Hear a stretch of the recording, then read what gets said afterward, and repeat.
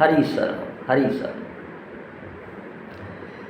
भक्ति भक्त भगवंत गुरु चतुर्नाम बपुए, तिनके पद बंदन किए नासै विघ्न अनेक। हरि शरण। आपदां हर्तारं दातारं सर्वसंपदां, लोकाभिरामं श्रीरामं भूयो भूयो नमाम्यहम्।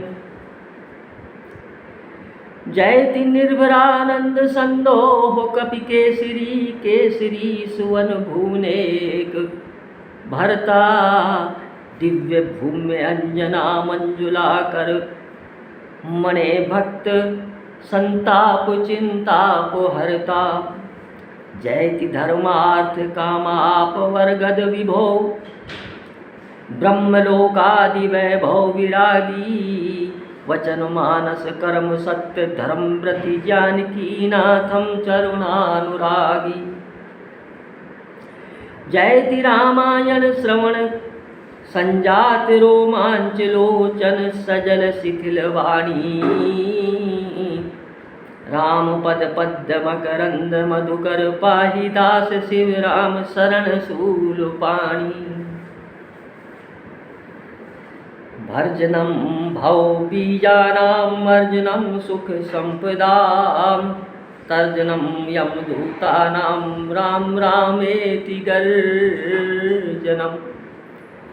राम राम ऐसा घोष करना संपूर्ण संसार बीजों को भून डालने वाला है, समस्त सुख संपत्ति की प्राप्ति कराने वाला है तथा यमदूतों को भयभीत करने वाला है।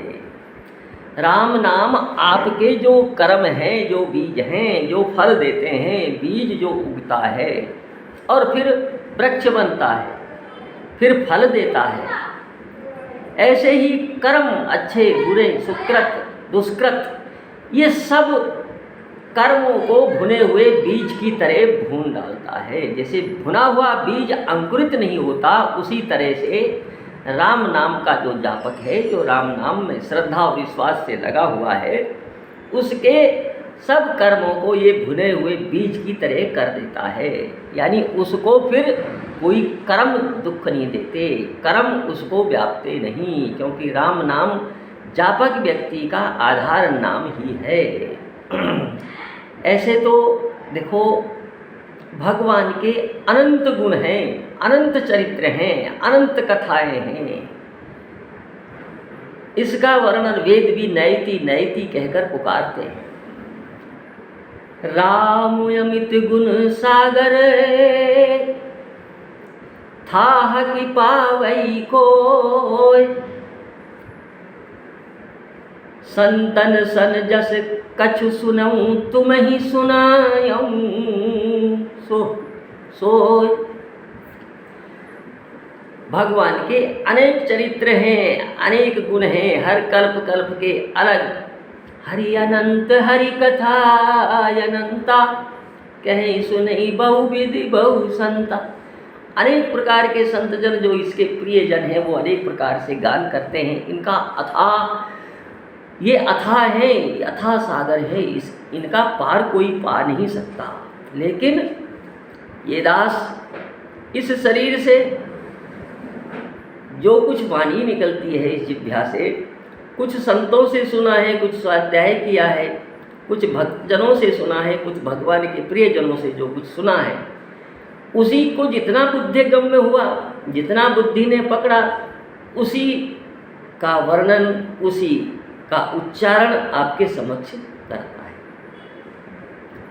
तो संदर्भ चल रहा था, सब कर्मों को भून देता है। जैसे भुने हुए बीज अंकुरित नहीं होते, उसी तरह से ये राम नाम जो है सब कर्मों को भुने हुए बीज की तरह कर देता है। इसलिए ही कहा है, कलिमल समन दमन मन राम सुजस सुख मूल। सब सुखों का मूल है कलियुग। कलियुग के जो अधर्म हैं, जो कलियुग की चाल है, जो कलियुग के कपट हैं, उनको सबको नष्ट कर देता है। तो इसलिए चतुर व्यक्ति, चतुर सुजान वही है परिहरि सकल भरोस रामई भजई चतुर नर। संदर्भ चल रहा था रामई भजई चतुर, रामई भजई चतुर नर। वो मनुष्य, वो जीव चतुर है जो भगवान का भजन करता है। इस कली काल में और कोई साधन नहीं रह गया है, वो साधन आप साध नहीं सकते, उस साधन का आधार आप नहीं ले सकते। इसलिए कलयुग केवल नामो यधारा, सुमिर सुमिर नर उतरई पारा। साधन तो है लेकिन उनका आधार नहीं, और आधार नहीं जब तक कोई चीज़ टिकेगी नहीं। आप उसको साध नहीं सकते, आप उसको पूरा नहीं पटक सकते, आप उन पर चल नहीं सकते। केवल मात्र कलयुग में एक आधार राम नाम का ही रह गया है। क्योंकि ये कलयुग कराल काल है, विकट है सब युगों से। सतयुग, त्रेता, द्वापर, अलग अलग युगों के धर्म के अनुसार अलग अलग साधन फलीभूत होते हैं। अलग अलग साधन कर कर जीव पार हो जाता है इस भवसागर से। लेकिन चूंकि और साधनों का आधार नहीं रहा, और साधन सधते नहीं हैं, और साधनों पर हम चल नहीं सकते, इसलिए ये सुलभ साधन है। सुमिरत सुलभ सुखद सब काऊ, लोक लाहु पर लोक निभाऊ। सुमिरत सुलभ, सबके लिए सुलभ है। हर स्थिति में राम नाम का स्मरण किया जा सकता है, चाहे कोई गरीब हो, चाहे कोई धनवान हो, चाहे कोई व्यस्त हो, चाहे कोई बिना कार्य के रहित हो। सब व्यक्ति इसका स्मरण कर सकता है, सब इस साधन से इस अथाह भवसागर को पार कर सकता है। वरना तो इस भवसागर में, इस युग में कली की विशेषता से, कलयुग की विशेषता से व्यापी रहे संसार में है इस समय, और आगे आने वाला समय और भी खराब होगा, क्योंकि कलयुग चल रहा है, कलयुग का प्रारंभ है। व्याप रहे संसार में माया कपट प्रचंड, सेनापति कामादि भट दंभ कपट पाखंड। इस कलयुग में माया के जो ये भारी भयंकर और बलिष्ठ, इतने बलिष्ठ हैं कि ज्ञान को भगा देते हैं, भक्ति को भगा देते हैं, कर्म योग में श्रद्धा खत्म कर देते हैं। ज्ञान की ये स्थिति है, सो ज्ञानिन कर चित अपहरहि, पर्यायी विमोद मन करे। बलपूर्वक ज्ञानियों के चित्त का भी अपहरण कर देते हैं। इस कलयुग में, ये ऐसा कलयुग है, ऐसा संसार में ये दोष व्याप्त हैं कलयुग में। क्योंकि कलयुग की ये सेना संसार में व्याप्त है, संसार को घेर रखा है, संसार को ढक रखा है, सब साधनों को ढक दिया, सब साधन लुप्त कर दिए, सब साधनों को ग्रस लिया। और ये चारों तरफ इसके जो सेनापति हैं, कामादि, लोभ, क्रोध, मद, मत्सर, ईर्षा, द्वेष, ये सब फैले हुए हैं। और इसके सेनापति हैं दंभ और पाखंड और कपट, ये तीन सेनापति हैं। और इनकी सेना है काम, क्रोध, मद, लोभ, मत्सर, ईर्षा। और तीन जो मुख्य सेनापति जो हैं, दंभ, कपट और पाखंड हैं, ये चारों तरफ कलयुग में फैले हुए हैं। दंभ, अब दंभ को समझो, औरों को दिखाने के लिए झूठा स्वयं के द्वारा प्रचार करना, बड़ा भक्त हूँ मैं, बड़ा सत्यवादी हूँ, बड़ा तपस्वी हूँ, जबकि हूँ साधन शून्य। साधन कुछ नहीं, न भक्ति करता न तपस्या करता, लेकिन ऐसा दिखावा करना, दिखाना, झूठा आडंबर करना जिससे मान प्रतिष्ठा मिले, ये दंभ है। नाना वेश बनाए दिवस निशि, परबित जहि तेई जुगति हरऊ। एकहु पल न कबहु अलोल चित, हित दे पद सरोज सुमिरऊँ। अनेक प्रकार के भेष बना लेते हैं, अनेक प्रकार के बहरूपे बन जाते हैं, भांति भांति के भेष बनाकर दिन रात जिस किसी भी उपाय से दूसरे का धन हरण करता रहूं, कभी एक पल भी स्थिर चित्त होकर भगवान का स्मरण नहीं किया, भगवान से प्रेम नहीं किया, भगवान के का भजन नहीं किया, भगवान के चरण कमलों में प्रेम नहीं है और भेष आडंबर दिखावा ऐसा बना रखा है, दंभ इतना करता है दूसरों के सामने कि मैं इतने घंटे भजन करता हूँ, मैं ये इस नियम से रहता हूँ, लेकिन अंदर खोखला है, कुछ नहीं है, उसको दंभ कहते हैं। दंभ अब ये दो प्रकार का होता है, एक मानसिक होता है, एक बाहरी दिखावा होता है। बाहर से आचरण करे, कोई व्यक्ति आया मिलने, घर में बैठा है, कह दे है साहब नहीं पूजा कर रहे साहब, अरे साहब पूजा 2 घंटे बैठेंगे, जबकि दंभ पूजा नहीं हो रही है। दूसरा ये मानसिक, और ये दैहिक जो शरीर का दिखावा करे, व्यक्तियों को वचनों के द्वारा आकर्षित करे, वो दंभ, मैं इतना करता हूँ। दूसरा कपट, कपट होता है, इसमें मन में कुछ होता है और बाहर कुछ। जैसे हृदय में आपके पास कोई व्यक्ति आया, उसको नहीं चाहते आप कि मेरे से मिले या मैं इससे मिलूं, और अब मजबूरी क्या है कि ये बहुत बड़ा है, इससे ये काम आगे कोई काम पड़ जाए, तो बाहर दिखावे में उससे बड़े प्रेम से बोलना, प्रेम से बात करना, घृणा है, लेकिन बाहर बनावटी जो कपट है वो प्रेम का है। जैसे प्रताप भानु के प्रसंग में आता है, प्रताप भानु से जो कपटी राजा जो साधु का वेश बनाए हुए बैठा था, प्रताप भानु ने उसकी कपटता पहचानी नहीं, उसको पहचान नहीं पाया, लेकिन उस कपटी ने पहचान लिया और अपने आप को झूठा साधु बना लिया, कपट कर लिया। मन में आग जल रही थी पश्चाताप की, और बाहर से बड़ा प्रेम होकर उसको आशीर्वाद दिया, उसको युक्ति बताई कि जिससे उसका नाश हो जाए, ये कपट है। लखहीन भूप कपट चतुराई, उसकी चतुराई उस प्रताप भानु को पता ही नहीं चला। इसी तरह से सती जी ने शंभू जी से कपट किया। भगवान राम का जब परीक्षण करने गई, परीक्षा लेने गई, शिव जी के समझाने से सती जी नहीं समझी, शिव जी बार बार समझा रहे थे, ये वही सच्चिदानंद है जो मेरे ईश्वर हैं, मैंने इनको नमस्कार किया, लेकिन उनके दिमाग में नहीं आई और तर्क उठते रहे। तो परीक्षा लेने गई, परीक्षा ली, लेकिन वापस जब आई कपट से उस परीक्षा को शिव जी ने पूछा कि हे देवी आपने परीक्षा किस प्रकार ली, तो उसको छुपा गई, कपट कर गई। सती हृदय अनुमान किए सब जानूं सर्वज्ञ, जबकि अनुमान कर रही है, सब जान लिया इन्होंने। कीन कपट में शंभु सन नारी सहज जड़ यज्ञ, कपट कर लिया, मैंने तुम्हारी तरह नमस्कार कर लिया, मैंने कोई उनकी परीक्षा नहीं ली, ये कपट है। पाखंड, दुष्ट तर्क आदि द्वारा विपरीत मत का प्रतिपादन करना, ये भी वचन से और देह से दोनों तरह से होता है। जिमि पाखंड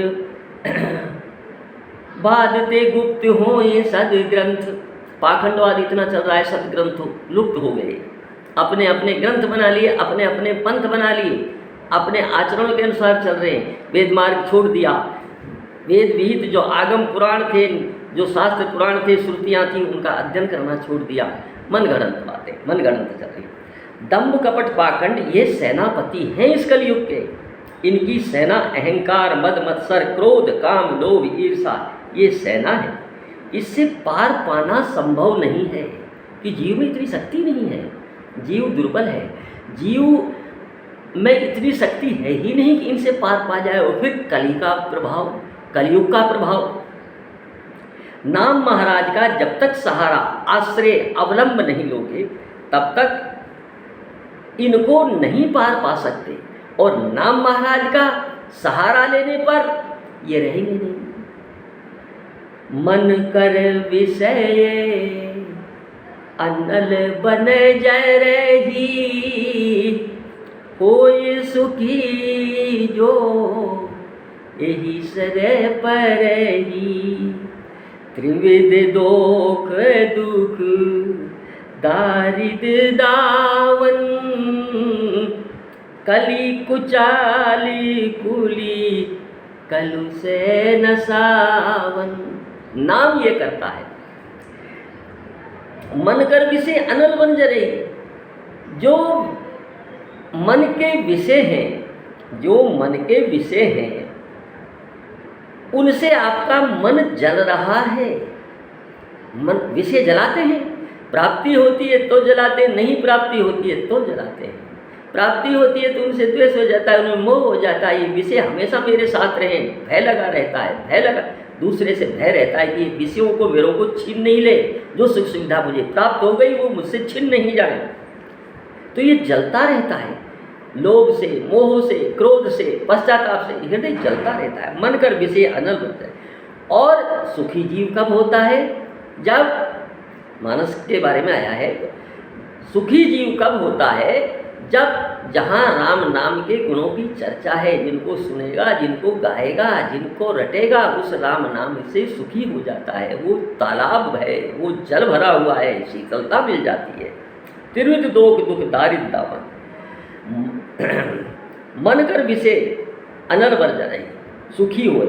मन रूपी हाथी विषय रूपी अग्नि के जंगल में जल रहा है। यदि वे राम नाम रूपी मानस यानी तालाब में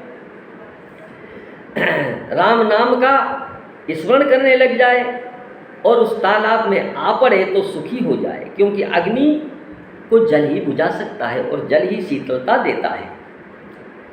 क्योंकि उसके नाम में इतने गुण हैं, स्वयं भगवान अपने मुख से कह रहे हैं कि इस नाम महाराज में इतने गुण हैं। मम गुण ग्राम नाम रत गत ममता मद मोह, ताकर सुख सोई जानिए परानंद संदोह। भगवान कहते हैं कि मेरे गुण समूह में, यानी मेरे नाम में जो रत रहता है और जो मेरे नाम में निरंतर रत रहता है, उसके ममता मद मोह छूट जाते हैं, भाग जाते हैं।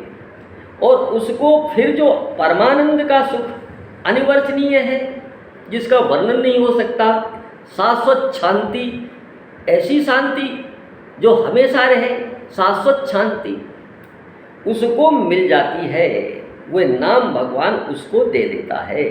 इसलिए परमात्मा के नाम में, भगवान के नाम में ये गुण हैं और यही एक साधन इस कलयुग में फलीभूत है। जिसने इसको पकड़ लिया वही चतुर नर है, वही सुजान है, वही होशियार है, वही बुद्धिमान है। ये राम नाम 3 प्रकार के दुखों का नाश करता है। अब दुख कौन से हैं 3 प्रकार के? जरा जन्म दुखोगता तप्यमानम। पहला जन्म का दुख, व्यक्ति जीव जब जन्मता है बड़ा कष्ट पाता है, 9 महीने तक उल्टा लटका रहता है।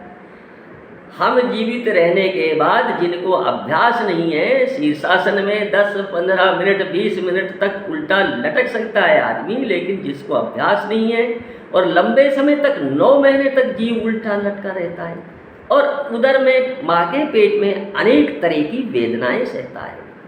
माँ का सुख दुख, माँ का आहार विहार, माँ की चिंताएं सब उसको व्याप्ति हैं, क्योंकि माँ पर आश्रित रहता है। माँ का आहार उसको पोषण करता है। जिस आहार को माँ करेगी उसी आहार से तीखा, मिर्चा, तिक्त, कड़वा आहार करेगी, उसको क्षोभ होगा, कष्ट पाएगा, अब कह कुछ नहीं सकता। तो जन्म में और फिर पेट से बाहर आता है, निकलते समय कष्ट होता है और मृत्यु के समय, मृत्यु के समय कंठ कफ से भर जाता है, वात पित्त कफ प्रकोपित हो जाते हैं, बोला नहीं जाता, कोशिश करता है बोलने की, दम घुटता है, तड़पड़ाता है जीव, कितना कष्ट पाता है। ये दुख है। दूसरा दुख मृत्यु का। और तीसरा, इनके बीच में जो व्यक्ति रहता है, जो आयु अपनी भोगता है, उसमें अनेक तरह की शारीरिक और मानसिक व्याधियाँ लग जाती हैं। किसी के क्या व्याधि लग गई, किसी के क्या व्याधि लग गई है, किसी के मानसिक रोग हो गया है। ये दुख हैं। 3 प्रकार के दुख होते हैं और 3 प्रकार के ताप होते हैं, दैहिक, दैविक, भौतिक। दैहिक, दैविक और भौतिक ये दुख देते हैं। मन, कर्म और वचन से किए हुए 3 प्रकार के दोष हैं ये। कायिक दोष, शारीरिक दोष, जैसे अदत्तानाम उपादानम हिंसाम चैवापिधानते परदोषोपसेवी च कायिकम त्रिविधम स्मृतम। अर्थात जो किसी ने किसी को दिया नहीं उसको लेने का लालच या चोरी करना, अहवित हिंसा, अपने स्वार्थ के बिना ही हिंसा करना, अपने निजी स्वार्थ में अनैतिक तरीके से अनैतिपूर्व अपने स्वार्थ की पूर्ति के लिए हिंसा करना, और पर स्त्री गमन, ये कायिक दोष हैं। कहा है ना, त्रिविध दोख दुख दारिद्र दामन। 3 प्रकार के दुख पहले जो वर्णन कर दिए उनका नष्ट करता है, और 3 प्रकार के दोष जो अभी वर्णन हो रहा है इनको नाश करता है ये राम नाम। तो पहला दुख हुआ कायिक दोष, किसी के धन का लालच करना, जो वस्तु उसने दी नहीं उसको जबरदस्ती लेना, उसकी हिंसा करना, और पर स्त्री गमन। और दूसरा वाचिक दोष क्या है? पारुष्यम अनरतम चेव पैशून्यम चेव सर्वसे असंबद्ध प्रलापश्च वाचिकम स्यात् चतुर्विधम। 4 प्रकार के दोष ये वाचिक दोष बताए हैं। अर्थात कठोर झूठे वचन कहना, चुगली करना, और परस्पर भेदनशील यानी आपस में फूट डालना, एक उसकी सी उसके सामने, उसकी सी उसके सामने, आपस में विरोध पैदा कर देना, फूट डालने वाले वचन, और असंबद्ध प्रलाप करना, अनावश्यक बोलना, ये 4 प्रकार के कायिक दोष हैं। दूसरा है मानसिक दोष, परद्रव्येश अभिध्यानम मनसानिष्ट चिंतनम विदत्यभिनिवेशश्च मानसम त्रिविधम स्मृतम। ये 3 प्रकार के दोष मानसिक दोष कहे गए हैं। अर्थात पर द्रव्य का चिंतन करना, दूसरे के पास धन है उसको देखकर जलन होना, ईर्षा होना, और ये धन मुझे प्राप्त हो जाए, ये इनके प्रकार मैं धनी हो जाऊं, ये दोष, ये मानसिक दोष है। अथवा उसकी प्राप्ति की इच्छा करना, मन से किसी का अनिष्ट सोचना, झूठा अभिमान, मिथ्या आग्रह, झूठा अभिमान करना, ये 3 मानसिक दोष हैं। राम नाम से ये तीनों मानसिक दोष दूर होते हैं। तो दोख दुख दारिद्र दामन और दरिद्रता, चाहे वह ऐश्वर्य से संबंध हो, माइक हो, और चाहे वो आध्यात्मिक हो, दोनों दरिद्रता ही दूर होती हैं। ऐश्वर्य से संपन्न दरिद्रता, आपके पास आजीविका का साधन नहीं है, आपके पास धन का अभाव है, सारी चीज दूर होती है। राम नाम काम तरु देत फल चारि रे, कहते पुराण वेद पंडित पुरारी रे। सबको देता है, अर्थ भी देता है, धन भी देता है। तो ये कलयुग में राम नाम की महत्वता इसलिए है। सभी दुख सूल तप पापों का नाश करने वाला नाम महाराज कलयुग में है, और भाव भैसज संसार के रोगों की परम औषधि है। संसार के जो ये रोग हैं जो कलयुग में व्याप्त हैं, कलयुग की जो ये विशेषताएं बताई, जो ये दोष प्रबल रूप से घूम रहे हैं, सबको आक्रामित कर रहे हैं, आक्रांत कर रहे हैं, सबको पीड़ा दे रहे हैं, सबको दुख दे रहे हैं, सब साधनों को ग्रस लिया, उन सबकी औषधि क्या है? अरे भाई, शारीरिक में बीमारी हो जाए, मानसिक बीमारी हो जाए, औषधियाँ बनाई हैं। माइक संसार के लिए माइक औषधियाँ बनाई हैं, और इनके लिए क्या औषधि बनाई है? इनके लिए एकमात्र औषधि है राम नाम का जप करना, राम नाम से प्रेम करना, राम नाम का स्मरण करना, ये महा औषधि है। जासु नाम भव भैसज हरन घोर त्रियसूल। जासु नाम, उन कलयुग के दोषों की, उन कलयुग की बीमारियों की, उन कलयुग की आदि व्याधियों की ये परम औषधि है राम नाम। ये तीनों सूलों को नष्ट करती है, तीनों दुखों को नष्ट करती है, व्यक्ति का लोक भी बनाती है, परलोक भी बनाती है। राम नाम कली अभिमत दाता, हित पर लोक लोक पितु माता। जो कुछ आप मांगोगे उचित वो आपको देगा। आपका ये लोक भी सुधारेगा और आपका परलोक भी सुधार देगा, दोनों लोगों को सुधार देगा। राम नाम जा सुनाम भव भैसज हरण घोर त्रियशूल, तीनों सूलों का नाश कर देगी, तीनों दुखों का नाश कर देगा। ये नाम भव रोगों की औषधि है। और इस महाभयंकर 3 सूलों यानी जन्म, मरण और जरा, इनकी औषधि है। आध्यात्मिक, दैविक, भौतिक तीनों तापों की औषधि है। तब नाम जपामि नमामि हरि, भव रोग महागद मानो हरि। अरे तब नाम जपामि नमामि हरि, भव रोग महागद मानो हरि। हरि का नाम महागद है, महान बीमारियां हैं, इनकी औषधि है, भव रोगों की सफल जड़ी है। इसके लेने पर भव रोग ऐसे नष्ट हो जाते हैं, प्रमाण आता है। इसके औषधि का सेवन करने से, इसके श्रवण से, इसके गान से, इसका उच्चारण करने से, इसका जप करने से, इसमें प्रेम करने से क्या होता है? ऐसे ये भवरोग नष्ट होते हैं। कौन कौन से नष्ट होते हैं? अरे कुपथ कुतर्क कुचाली कली, कहते हैं बाबा तुलसीदास जी कह रहे हैं रामचरितमानस में कि राम नाम के लेने से कुपथ कुतर्क कुचाली कली कपट दंभ पाखंड, जो दोष पहले बताए थे, कपट दंभ पाखंड, जो सेनापति थे जिन्होंने सेना एकत्रित कर रखी है इस कलयुग में और सबको पीड़ित कर रहे हैं, सबको दुखी कर रहे हैं, अब वो दूर कैसे हो? तो उसका कुपथ कुतर्क कुचाली कली कपट दंभ पाखंड, दहन राम गुण ग्राम जिमि ईंधन अनल प्रचंड। कुमार्ग, कुपथ यानी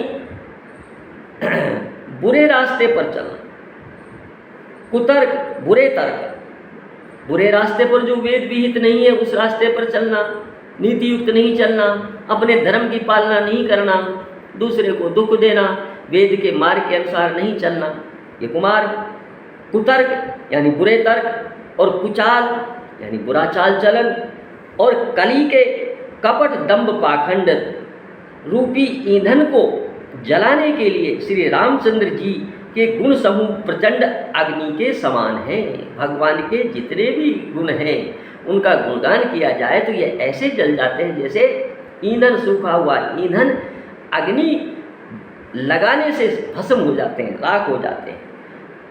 कुपथ, सबसे पहले कुपथ गलत रास्ते चलना, जो रास्ता है नहीं, वेद विहित नहीं है, धर्म के अनुसार नहीं है, नीति युक्त नहीं है, उस रास्ते पर कुमार्ग। वेदों ने जो मार्ग बतलाए उनको छोड़कर अन्य मार्गों से चलहि कुपथ वेद मग छाड़े,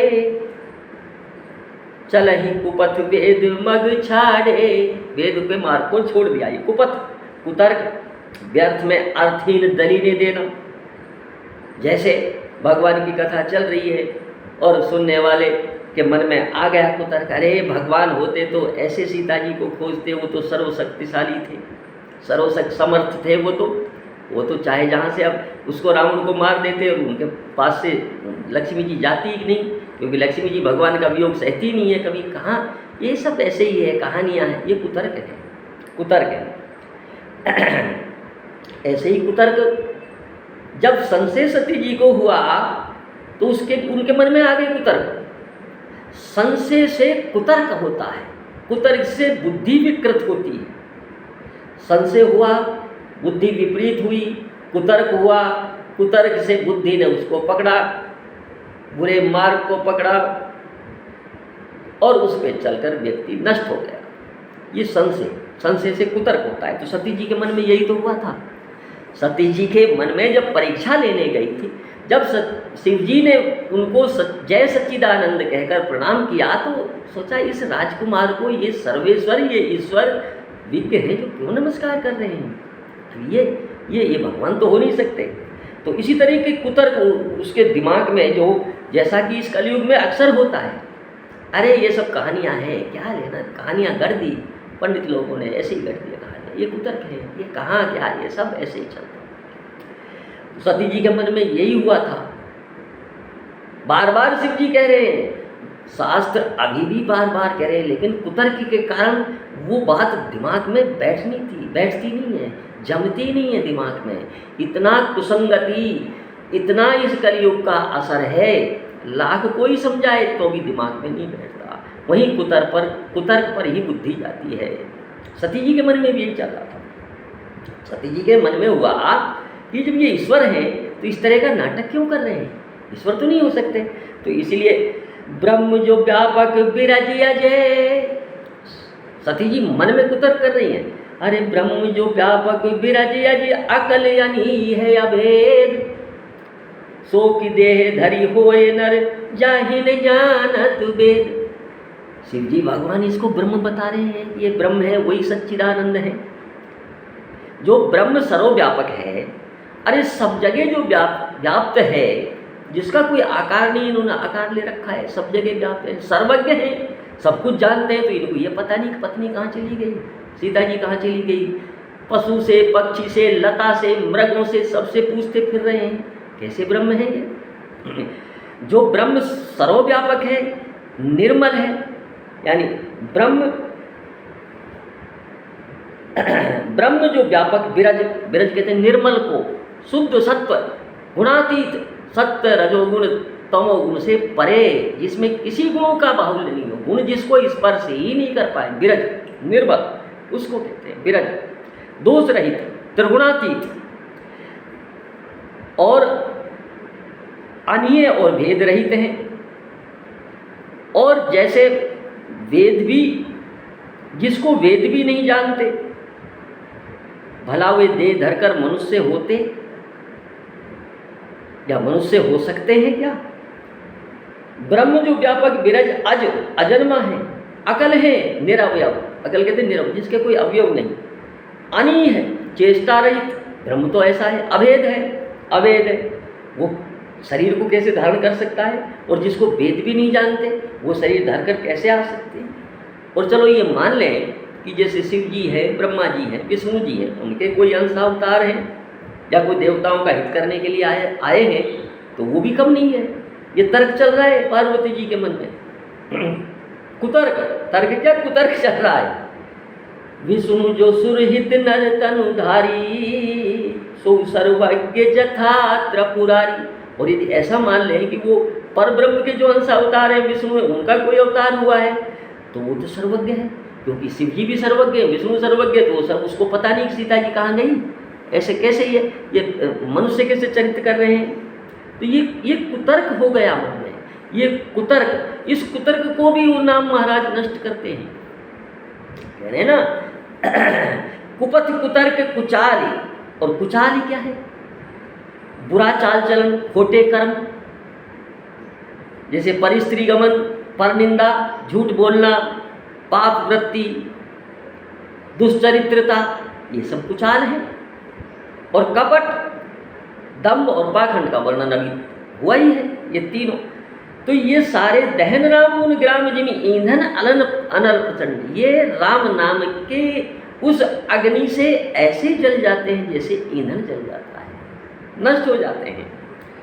राम नाम के लेने से ये चुटकियों में नष्ट हो जाते हैं, इतने बलिष्ठ हैं जिनसे आप पार नहीं पा सकते।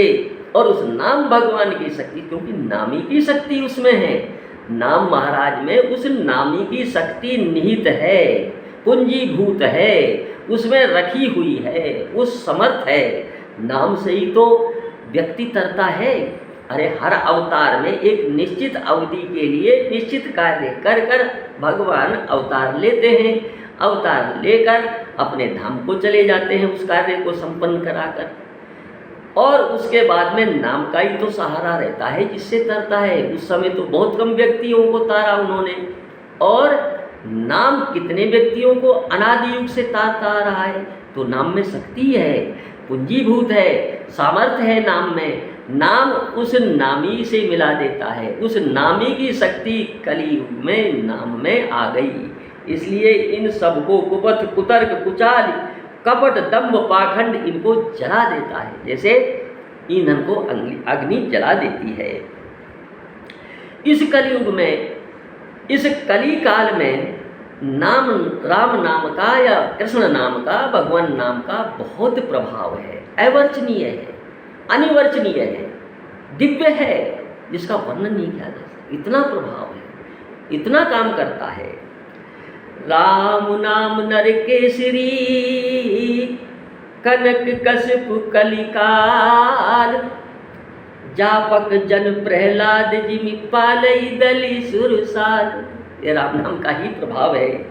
कलिकाल रूपी हिरण्यकशिपु के लिए श्री राम नाम नरसिंह रूप है।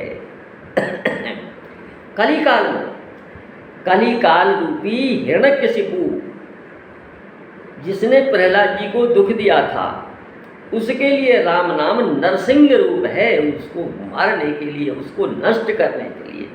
और जापक जन प्रहलाद जी के समान हैं, जो इसका स्मरण करते हैं, जिन्होंने इसका सहारा ले रखा है, जिन्होंने इसको आधार बना रखा है, जिन्होंने इसका अवलंब ले रखा है, जिनको ये प्रिय है।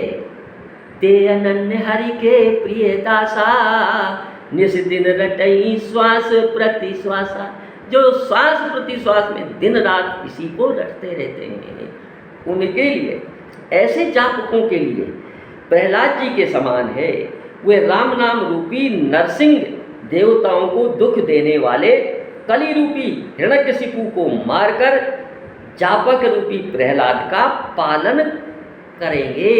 पालन किया है, पालन कर रहे हैं और पालन करेंगे। अर्थात जैसे नरसिंह जी ने देवताओं को दुख देने वाले हिरण्यकशिपु को मारकर अपने दास प्रहलाद की रक्षा की थी, वैसे ही राम नाम इस कराल कलिकाल में अपने जापकों की रक्षा करते हैं। अब इसमें जो यहाँ उपमा जी तुलसीदास जी ने, भगवान की कृपा थी तुलसीदास जी के, हनुमान जी की कृपा थी, भगवान की कृपा थी, सिंह जी की कृपा थी, सबके कृपा पात्र थे। तो बुद्धिमान इतनी अद्वितीय दिव्य बुद्धि, दिव्य चक्षु, दिव्य ज्ञान उनको प्राप्त हो गया था। उपमा भी वहाँ एक एक शब्द बाबा ने ऐसा लिखा है जो गूढ़ अर्थ वाला है, बहुत गूढ़। सब छयों शास्त्र सब ग्रंथन को रस, सब शास्त्रों का रस इस रामचरित मानस में बाबा ने रख दिया। सब शास्त्रों विषय रस को अलग हटाकर भगवान के से जैसे जिससे प्रेम हो वो सारे गुण इस राममानस में रख दिए बाबा। तो इसकी जो उपमा दी है, हिरण्यकशिपु सबसे अवध्य था। जब हिरण्यकशिपु ने तपस्या की तो इसने ये वरदान मांगा था कि मैं किसी से नहीं मरूं। नरसिंह जी ने उसको मारकर इसी तरह मार दिया। इसी तरह कली सबसे अवध्य है। अवध्य का मतलब कली बस में नहीं होने वाला है। कोई भी साधन अपना लो चाहे आप, नाम ही उसका नाश करता है। क्योंकि हिरण्यकशिपु ने वर मांगते हुए ये वर मांगा था कि न मैं मनुष्य से मरूं, न देवता से मरूं, न भीतर मरूं, न बाहर मरूं, न दिन में मरूं, न रात में मरूं, न पृथ्वी पर मरूं और न आकाश में मरूं, न पशु से मरूं, न पक्षी से मरूं, न अस्त्र से मरूं, न शस्त्र से मरूं। अब इन सब वरदानों की रक्षा करते हुए भगवान ने उसी तरह का रूप बनाया। और जापक जन प्रहलाद, जो उनके नाम के सहारे जो भक्त था, जो दिन रात नाम में रत रहता था, एक ही सहारा था, कोई कष्टों की परवाह नहीं की, उसकी रक्षा की। क्योंकि न दिन में मारा, न रात में मारा, शाम को मारा, न बाहर मारा, न अंदर मारा, देहली पर मारा, न अस्त्र से मारा, न शस्त्र से मारा, नाखूनों से पेट चीर दिया, और न आकाश में मारा, न पृथ्वी पर गोद में लेकर मारा। तो इन सब वरदानों की जो वरदान दिए हुए थे, मर्यादा को रखते हैं, उसके वरदानों की रक्षा की उन्होंने। तो कलयुग ने भी भगवान से यही वर मांगा। क्या वर मांगा कि हे भगवान, मेरा एक समय हो, कि उस समय सबका आता है, अच्छा भी आता है, बुरा भी आता है। कलयुग कहते हैं मैं न कर्म से मरूं न धर्म से करूं मरूं, कितने ही जप तप यज्ञ कर लूं लेकिन मैं किसी के बस में नहीं हूँ। न धर्म से, कितना भी धार्मिक अनुष्ठान, कितने भी धर्म उसके बस में नहीं हूँ। यानी न मैं रजोगुण से मरूं, कर्म रजोगुण, धर्म सतोगुण, न रजोगुण से मरूं न सतोगुण से मरूं, न ग्रस्त से मरूं न तपस्वी से मरूं, न विद्या से न अविद्या से, न पाप से न पुण्य से, न मूर्ख से न विद्वान से। और जैसे हिरण्यकशिपु ने मांगा था कि मेरा एक एक बूंद गिरे तो सहस्त्रों हिरण्यकशिपु पैदा हो जाए, वैसे ही कली ने मांगा कि यदि कोई ज्ञान बैरागी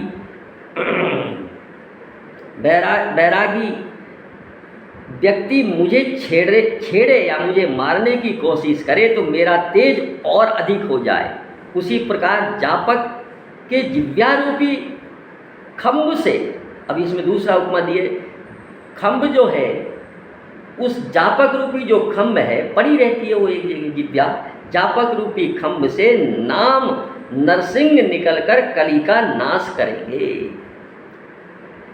अर्थात रकार सिंह और मकार नरवत हैं, दो शब्दों का जो नाम है ये जिव्या रूपी खम्भ से निकलेंगे तो वो नरसिंह रूप होकर वो उस हिरण्यकशिपु रूपी कलियुग का नाश कर देंगे। अब इसमें एक बात और आती है, वो बात है कि हिरण्यकशिपु कितने दिन से अत्याचार कर रहा था, तब तो भगवान नहीं आए। प्रहलाद का जन्म हुआ, प्रहलाद को सताया, प्रहलाद को दुख दिया, प्रहलाद को कष्ट दिया, तो भगवान को आना पड़ा। क्योंकि जब तक हिरण्यकशिपु ने देवताओं को दुख दिया तब तक भगवान प्रकट नहीं हुए, परंतु जब प्रहलाद जी की उससे द्वेषता बढ़ी, प्रहलाद जी को उसने कष्ट देना चाहा, प्रहलाद जी को मारना चाहा, तब तुरंत भगवान प्रकट हो गए। तो प्रमाण बताता है, सहे सुरन बहुकाल विषादा, नर हरि किए प्रगट प्रहलादा। अपने प्रियजन के लिए, भक्त के लिए, भक्त के लिए ही भगवान आते हैं।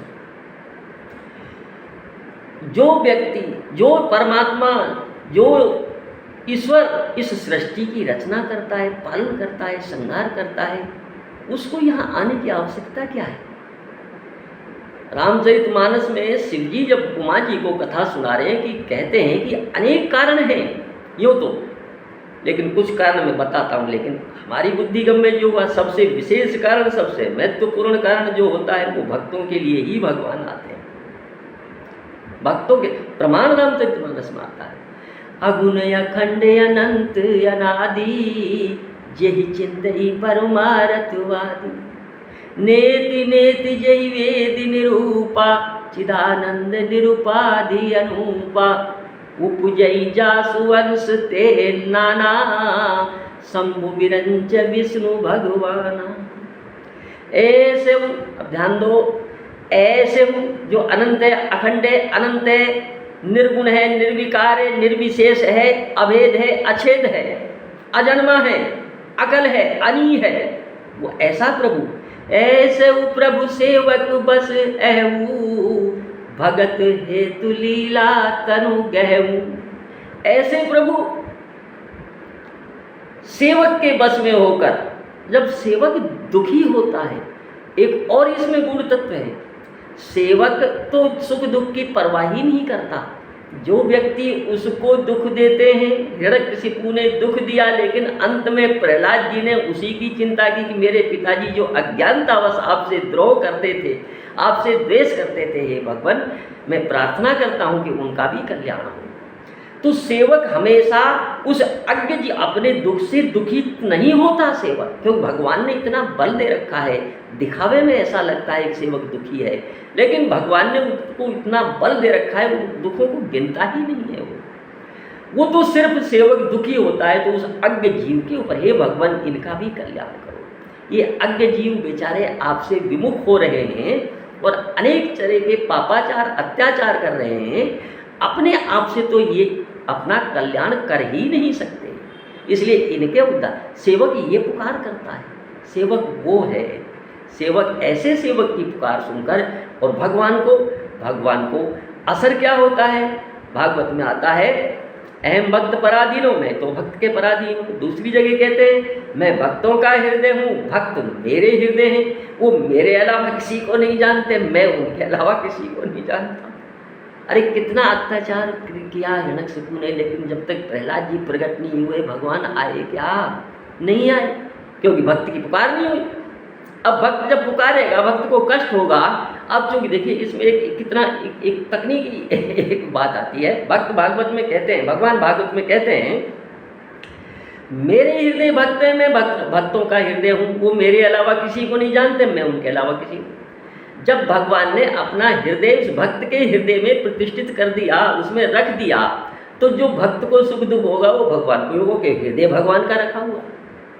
अरे भक्त ने तो अपना हृदय भगवान को सौंप दिया, वो तो समर्पित हो गया, उसके तो हृदय रहा ही नहीं।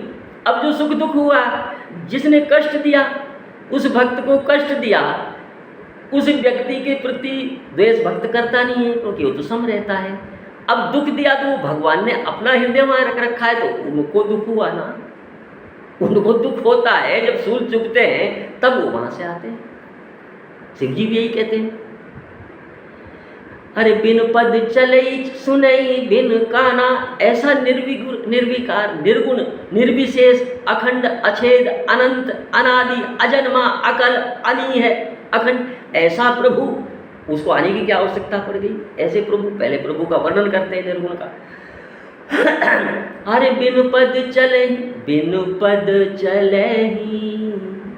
सुनई बिन काना, कर बिन करई करम विधि नाना, आनंद रहित सकल रस भोगी, बिन बानी बकता बड़ जोगी, तन बिन परसे नयन बिन देखा, गहनी घ्राण बस पास बिसेखा। ऐसे प्रभु, अब वो क्या, यही भांति अलौकिक करनी, महिमा जासु जाए नहीं बरनी, यही इमि गावई वेद बुध, ऐसे बुध लोग वेद गाते हैं, ऐसे प्रभु, यही इमि गावई वेद बुध, जाहि धरई मुनि ध्यान, सोई दशरथ सुत भगत हित, या फिर भगत आ गया, सोई दशरथ सुत भगत हित, कौशलपति भगवान, वही है भगत के हित के करने के लिए आते हैं। तो भगत के कारण ही ईश्वर आते हैं। अब जब इतने दिनों तक हिरण्यकशिपु ने कष्ट दिया, इस प्राणी मात्र को, संसार को, अधर्म से चला, अत्याचार किया, औरों को दुख दिया, सारी प्रजा को दुख दिया, तब तो भगवान नहीं आए। लेकिन एक भक्त के कारण उस भक्त को दुख दिया, तब भगवान आए, क्योंकि उनका स्वभाव ही ऐसा है। भगवान का स्वभाव ऐसा है, वो अपने भक्त को दुखी नहीं देख सकते। सुन सुरेश रघुनाथ सुभाऊ, निज अपराध रिसाई न गाऊ। अपने अपराध के कारण तो उनको कुछ क्षोभ ही नहीं होता, दुखी नहीं होता। अरे बहुत से गाली देते हैं भगवान को, अपशब्द बोलते हैं, मूर्तियों को खंडित कर देते हैं, भगवान के मंदिरों को नष्ट भ्रष्ट कर देते हैं, उनके धामों को विकृत कर देते हैं। भगवान की कोई फर्क नहीं पड़ता, करते रहो, क्या फर्क पड़ा? क्या कोई नहीं फर्क पड़ता। तो इसलिए कहते हैं सुन सुरेश रघुवीर सुभाऊ, निज अपराध रिसाई न काऊ। जो अपराध भगत कर करही, राम रोष पावक सो जरे। लेकिन भक्त का जो अपराध करता है, वो उनके क्रोध से फिर बच नहीं सकता, बचेगा नहीं। तो नाम महाराज, जिन्होंने नाम का आश्रय ले रखा है, भगवान की शरण ले रखी है, ऐसे सेवक, ऐसे सेवक कैसे? सेवकों में भी अंतर होता है। कोई अपनी निजी कामना से तो उसकी कामना पूर्ति हो जाएगी, लेकिन जिनको कुछ चाहिए ही नहीं, जिनको कुछ कभी कुछ चाहिए ही नहीं, वो ऐसे सेवकों के लिए जब दुख होता है तो भगवान आते हैं। स्वामी सखा पितु मात गुरु जिनके तुम सब तात, मन मंदिर तिनके बसहु सिय सहित रघुनाथ। सिय सहित दो भ्रात। तो ऐसे प्रभु उनके ऐसे सेवकों को जब दुख होता है तब आते हैं। ऐसे सेवक जब हो जाते हैं उनको तो स्वयं को तो कुछ चाहिए ही नहीं। हर जाई न चाहिए कबहु कछु तुम सन सहज स्नेह। उनको अपने लिए कुछ नहीं चाहिए, सहज स्नेह है, आपके प्रति प्रेम है, निस्वार्थ है, निष्काम है, कोई कामना नहीं उनकी अपनी निजी जन कल्याण के लिए, वो तो आपसे प्रेम करते हैं बस। ऐसे से हो बसहु निरंतरता सुमन सोराउर निज गेव। ऐसे सेवकों के लिए भगवान आते हैं जिनको कोई परवाह नहीं है। काम को हो मद मानन मोहा, लोभ न क्षोभ न राग न द्रोहा। जिनके कपट दंभ नहीं माया, तिनके हृदय बसहु रघुराया। ऐसे सेवकों के जब बस हो जाते हैं तो उनको विप्रधैन सुर संतीत लीन मनुज अवतार, निज इच्छा निर्मित तनु माया गुण गोपाल। ऐसे माया और गुणों से जो परे प्रभु हैं वो भी साकार रूप धरकर यहाँ आते हैं उन भक्तों के कारण। तो सबसे मुख्य कारण वही है, भक्त ही उनको बुलाते हैं। तो प्रहलाद को जब दुख दिया उन्होंने नाम का सहारा लिया, नाम का जप किया और वहाँ प्रकट हो गए और प्रकट होकर उनके दुखों का नाश किया। नाम महाराज में वो ताकत है, न वो पुरुष का रूप था, न पक्षी का, न पशु का, नरसिंह रूप एक नए रूप में आ गए। प्रहलाद जी ने नाम का सहारा लिया, किसी विशेष रूप की आराधना नहीं की। तो भगवान को जैसा लगा, जैसा समय, भगवान ने मर्यादा की रक्षा करते हुए नरसिंह रूप धारण कर दिया। ये यथा माम प्रपद्यन्ते तांस तथैव भजाम्यहम्। नाम का सहारा लिया, उस नाम के प्रभाव से विचित्र रूप, जैसा रूप आज तक कोई हुआ न होगा, न किसी ने देखा न किसी कोई देखेगा, ऐसा रूप धरकर भगवान आ गए रक्षा के लिए। तो भगवान का कोई निश्चित नहीं है कि यही रूप धारण कर भक्त की रक्षा करें, वो किसी भी रूप से भगवान की धारण। गजेंद्र ने नाम लिया था, गजेंद्र ने कोई रूप की ध्यान नहीं किया था, उस परब्रह्म परमात्मा का नाम ही तो लिया था। वो भगवान लौटे, भागे वहाँ से और भाग के गजेंद्र की रक्षा कर ली। तो ये जब भक्त को दुख होता है तो भक्त दुखी होता है, उस जीव के प्रति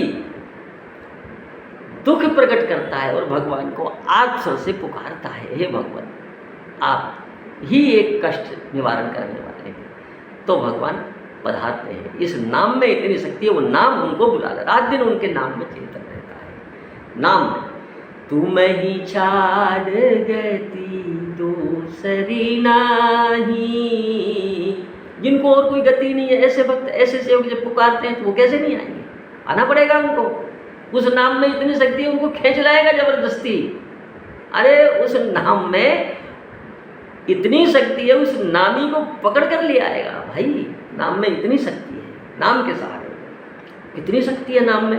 और इस कली विशेष में नाम, फिर कहते हैं आगे एक चौपाई और आती है, गीता कहती है अवश्य में भोक्तव्यम कृत्य कर्मे शुभाशुभ, किए हुए कर्म चाहे शुभ हो चाहे अशुभ अवश्य भोगे जाएंगे। लेकिन इधर ये रामचरितमानस कह रही है, रामचरितमानस कहती है, बाबा कहते हैं मंत्र महामणि विषय प्याल के मेटत कठिन कुवंक भाल के। इसमें कोई संदेह नहीं करना चाहिए, संदेह है ही नहीं। गीता भी सही है और ये भी सही है।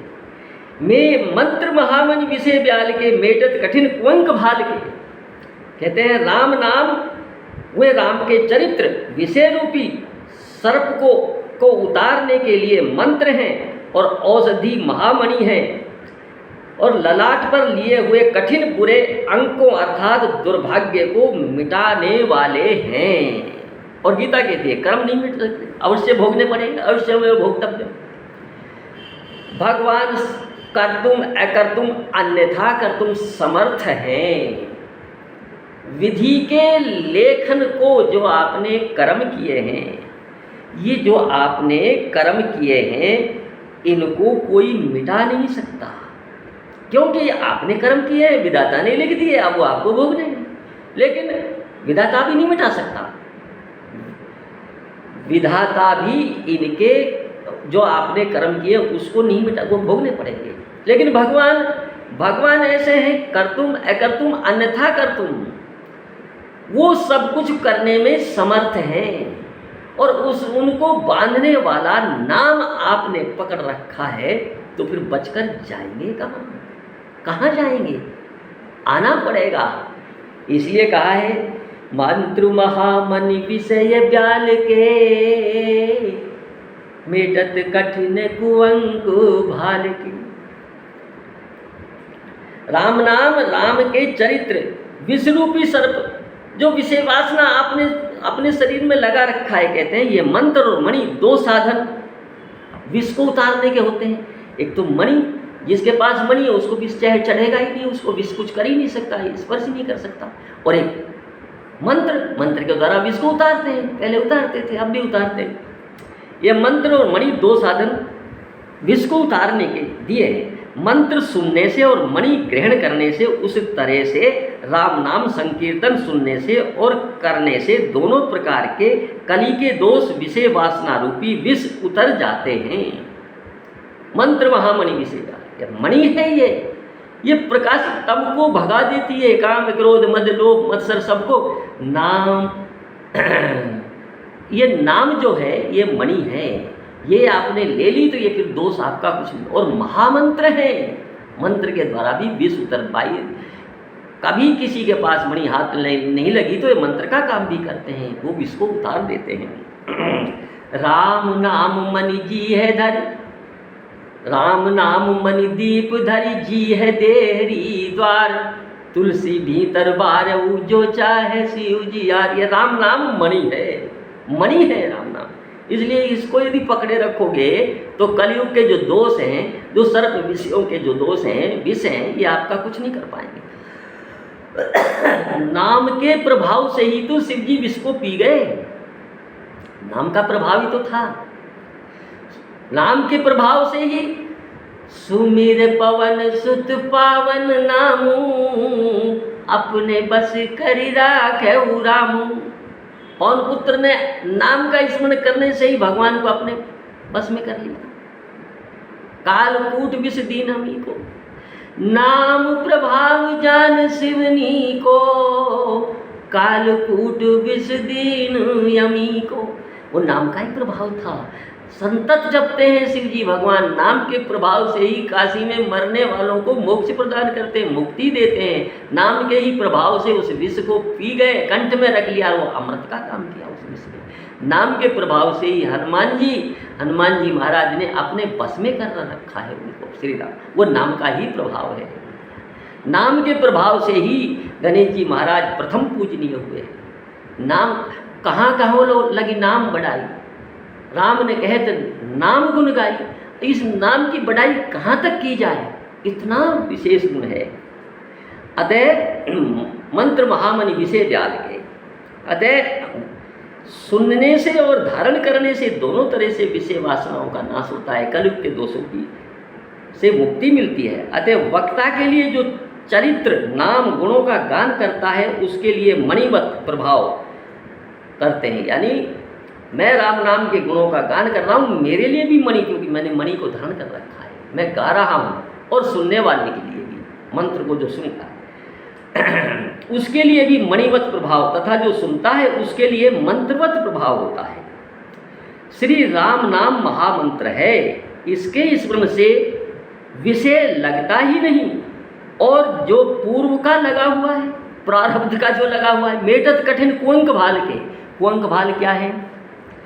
अरे जो आपने दुष्कृत किए या सुकृत किए वो आपके जो भोग नहीं पाए, वो आपके जो मस्तिष्क में लिख दिए, जिनको आगे आपको भोगना है, कठिन है वो मिट नहीं सकते, इसलिए कठिन कहा है कुअंक भाल के।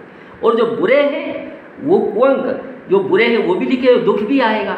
अब उस दुख को भी, उस कुअंक के भाल को भी जो विधाता ने आपके कर्म के अनुसार आपके लिए लिखे हैं, जिनको आपको भोगना है, जो आपको पीड़ित करेंगे, वो कुअंक के भाव भी मिट जाते हैं, वो विधाता के लेख मिट जाते हैं। विष सेवन से भाल में कुअंक पड़ते हैं। हरि से विमुख होकर, नाम से विमुख होकर विषयों का सेवन किया, माया में रच गए, राम माया में बस गए, तो वो आपने दुष्कृत किए, उस दुष्कृतों का जो फल आपने भोग पाए वो शेष फल आपके लिख दिए गए। तो विषयों के सेवन से भाल में यानी मस्तिष्क में कुअंक पड़ जाते हैं। अतः पहले विष का नाश, पहले तो उसका विष का नाश करेगा और उसके बाद भाल के जो कुअंक हैं वो उनको मिटा देगा। कुअंक कठिन है, इनको कर्मानुसार विधि से लिखा है और ये मिट नहीं सकते, क्योंकि आपने जैसा किया है भैया, जैसे गीता कहती है अवश्य में भोक्तव्यम, निश्चित भोगने पड़ेंगे। कहे मुनि सिंह मुमंत सुन, जो विधि लिखा ललार। विधाता ने जो ललाट में लिख दिया, विधाता ने कैसे लिख दिया? आपने कर्म किए इसलिए विधाता ने लिख दिया। अरे विधाता का कोई, विधाता तो समय भाई सबके लिए समान है। विधाता तो वो पक्षपात नहीं करता, वो भी ईश्वर है, ईश्वर का अंश है। उसको एक कार्य सौंप रखा है कि जो जैसा करे उसके भाल में लिख दो, आगे भोगेगा, जिसको नहीं भोग पाया। कहे मुनि सिंह मुमंत सुनु, ये पार्वती जी के विवाह का जन्म का संदर्भ है ये। नारद जी कह रहे हैं हिमाचल जी से, कहे मुनि सिंह मुमंत सुन, जो विद लिखा ललार। वेद देव धनुज नर नाग मुनि को उनमेटन हर। कोई नहीं बैठ सकता इनको, कितना ही बलिष्ठ हो, देवता हो, राक्षस हो, मनुष्य हो, नाग हो, मुनि हो, ये सब भोगने पड़ते हैं, कोई मिटा नहीं सकता। अवश्य में भोक्तव्यम, गीता कहती है, ये गीता का वाक्य है। लेकिन भगवान कर दूं कर दूं, अन्यथा भगवान तो, नारद जी ने भगवान के प्रेम के कारण आश्रम देखा और उनको श्राप दक्ष प्रजापति का लगा हुआ था कि 2.5 घड़ी से ज़्यादा आप कहीं स्थिर चित्त रह नहीं सकते। तो भगवान के नाम में अनुराग हुआ, उस नाम को जपने के लिए उन्होंने वो आश्रम पर निवास किया, तो श्राप की गति बाधित हो गई। तो भगवान के नाम में प्रेम हो गया, भगवान का नाम का सहारा ले लिया, तो दक्ष प्रजापति का श्राप भी बाधित हो गया और वो बैठ गए तपस्या करने। तो भगवान का नाम में ये गुण है।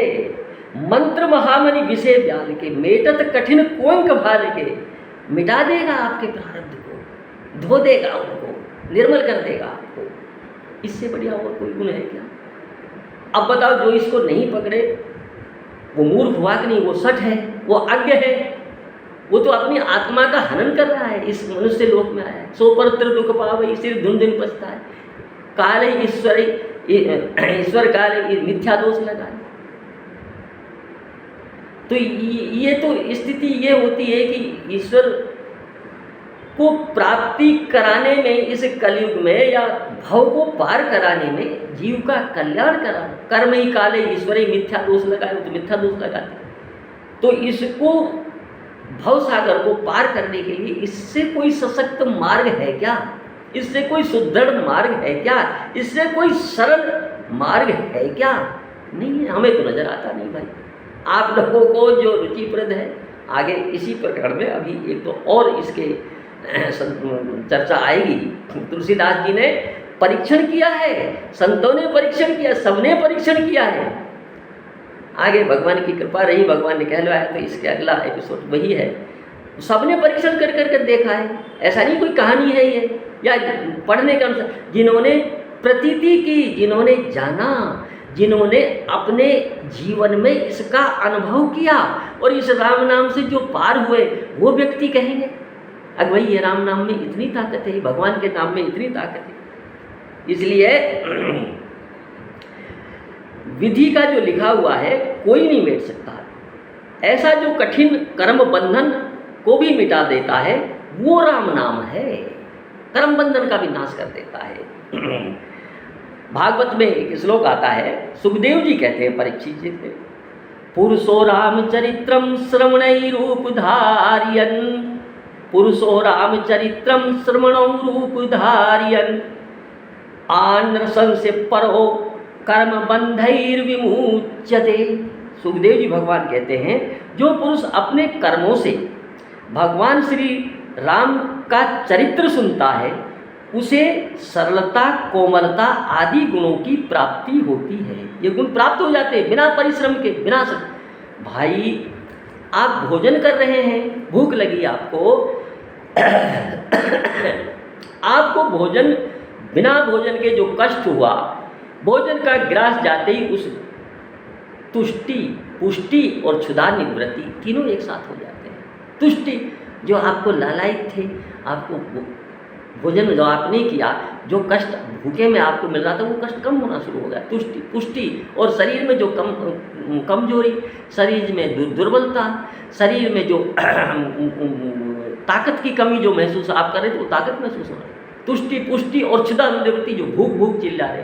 तो इस राम नाम से जो आपके खराब कर्म हो रहे हैं वो बंद हो जाएंगे, वृत्ति नष्ट हो जाएगी खराब दुष्कृतों की, और जो खराब कर्म किए हुए हैं, जो प्रारब्ध में जो लिखे हुए हैं, जो पिछले जन्म में किए हुए हैं, वो भी नष्ट हो जाएंगे, और आगे खराब कर्म आप करोगे ही नहीं।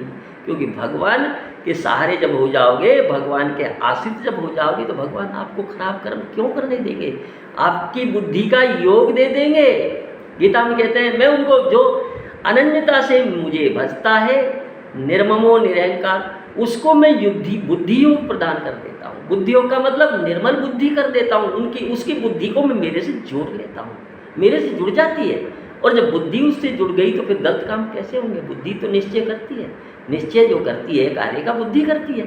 तो बुद्धि जब निर्मल हो गई तो गलत काम कैसे होंगे, इसलिए बुद्धि उससे जुड़ जाएगी। ये नाम महाराज उससे आपकी बुद्धि को जोड़ देगा, आपका कल्याण हो जाएगा। तो सुखदेव जी कहते हैं कि जो पुरुष अपने कानों से भगवान श्री राम का चरित्र सुनता है, उसे सरलता, कोमलता आदि गुणों की प्राप्ति होती है। हे परीक्षित, इतना ही नहीं, आगे फिर कहते हैं, वह समस्त कर्म बंधन से मुक्त हो जाता है और भगवान को प्राप्त हो जाता है। मेटत कठिन कुअंक भाल के। तो ये मस्तिष्क में जो आपके प्रारब्ध में, जो आपके भाग्य में जो कुअंक जो लिख दिए हैं, उनको मेट देता है। अब ये इस राम नाम से श्रेष्ठ इस युग में और कौन सा साधन हो सकता है, हमारी समझ में और कोई नहीं बैठता। संतों से जो सुना है, जो संतों का अनुभव हमें प्राप्त हुआ है, जो दया उनकी हुई है, जो शास्त्र की दया हुई है, जो गुरु महाराज की दया हुई है, इस कलयुग में श्रेष्ठ साधन राम नाम के अलावा कोई साधन दूसरा है ही नहीं। सारे मनोरथ, सारा परलोक सुधर जाएगा, सारे मनोरथ सिद्ध हो जाएंगे। अनन्यास चिंत्यन्तो ये जना माम पर्युपासते तेषाम नित्याभियुक्ता नाम योगक्षेम भयाम्यहम्। जब नाम महाराज का स्मरण करोगे, नामी के आश्रित हो जाओगे, नाम महाराज उनके आश्रित कर देगा, तो योग और क्षेम की रक्षा वो अपने आप करेंगे। आपको चिंता करने की जरूरत नहीं, वो आपकी बुद्धि को निर्मल कर देंगे, आपकी बुद्धि को अपने से जोड़ देंगे, बुद्धि योग दे देंगे। आपके मन में जो कलयुग के जो ये कपट, दंभ, पाखंड, मद, मत्सर, ईर्षा, क्रोध, ये सेना तमाम जिसने आपको घेर रखा है, जो आपको उभरने ही नहीं देती, उस सेना से आप पार नहीं पा सकते। सहारा दो, उनका संबल पकड़ो। जे श्रद्धा संबल रहित नहीं संतन कर साथ। तो श्रद्धा करो, उस राम नाम का सहारा लो, संतों का सहारा लो, संतों की वाणी पर विश्वास करो, शास्त्र की वाणी पर विश्वास करो। इतना पुकार पुकार कर शास्त्र कह रहे हैं, इस कलयुग में इससे सस्ता, इससे सुंदर, इससे सुलभ कोई साधन है ही नहीं। इसलिए जो इस साधन को अपनाता है वो भैया चतुर नर है। राम ही भजई चतुर नर, जो राम को भजते हैं वो चतुर नर हैं। शेष आगे। जय जय श्री सीताराम जी की जय। जय राम।